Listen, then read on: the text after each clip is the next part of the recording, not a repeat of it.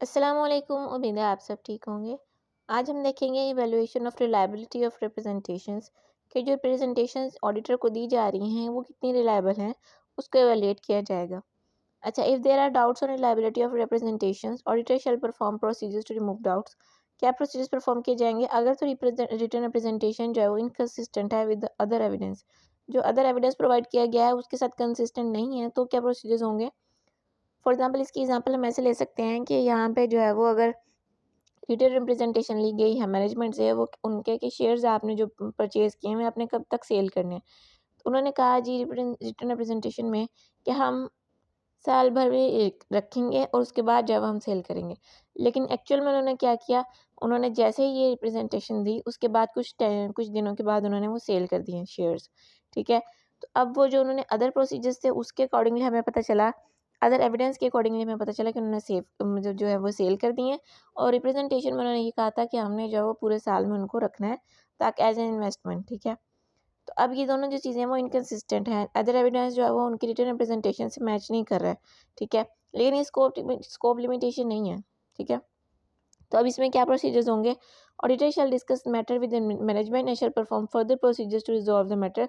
Management से discuss करेगा और फर्दर प्रोसीजर्स परफॉर्म करेगा ताकि इस मैटर को सुलझाया जा सके।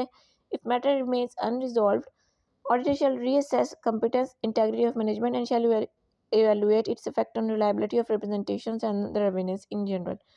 अच्छा, अगर तो ये मैटर जो है वो अनरिजॉल्व रहता है तो ऑडिटर जो है वो रिसेस करेगा कि मैनेजमेंट वाकई कंपिटेंट है भी कि नहीं, उनकी इंटेग्रिटी को जज करेगा और उसके बाद जो है वो उनकी जो वैल्यूएट करेगा कि इसका इफेक्ट क्या है मैनेजमेंट की रिप्रेजेंटेशन की रिलायबिलिटी पे और अदर एविडेंस पे। ठीक है, मतलब ये है कि वो तमाम प्रोसीजर्स जो है वो दोबारा से करेगा परफॉर्म और मैनेजमेंट की इंटेग्रिटी को स्पेशली जो है वो देखेगा कि क्या वाकई मैनेजमेंट जो है वो कॉम्पिटेंट है भी कि नहीं।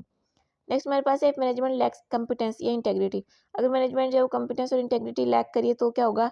Auditor shall evaluate its effect on reliability of representation and other evidence. Risk of management representation is high.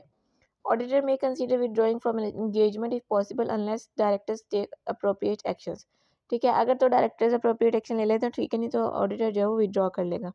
If representation is remain unreliable, auditor shall take appropriate action including effect on audit report। अगर representation जो है फिर भी जो है वो unreliable रहती है तो ऑडिटर जो है वो अप्रोप्रिएट एक्शन लेगा जो कि आईएसएस के अकॉर्डिंग होंगे, जो उसका इफेक्ट जो है ऑडिट रिपोर्ट पे भी आएगा। ठीक है, अब एग्जाम टिप पे हमारे पास सफिशिएंट अप्रोप्रिएट एविडेंस जो मैंने अभी आपको बताया। एक होता है written representation if appropriate is requested और other evidence expected to exist. If either is missing it will be scope limitation. Sufficient appropriate evidence जो है वो हमने प्रीवियस लेक्चर में पढ़ा था एग्जाम टिप में। अगर वो कब होगा, जब रिटन रिप्रेजेंटेशन भी होगा मैनेजमेंट की तरफ से और अदर एविडेंस भी होंगे।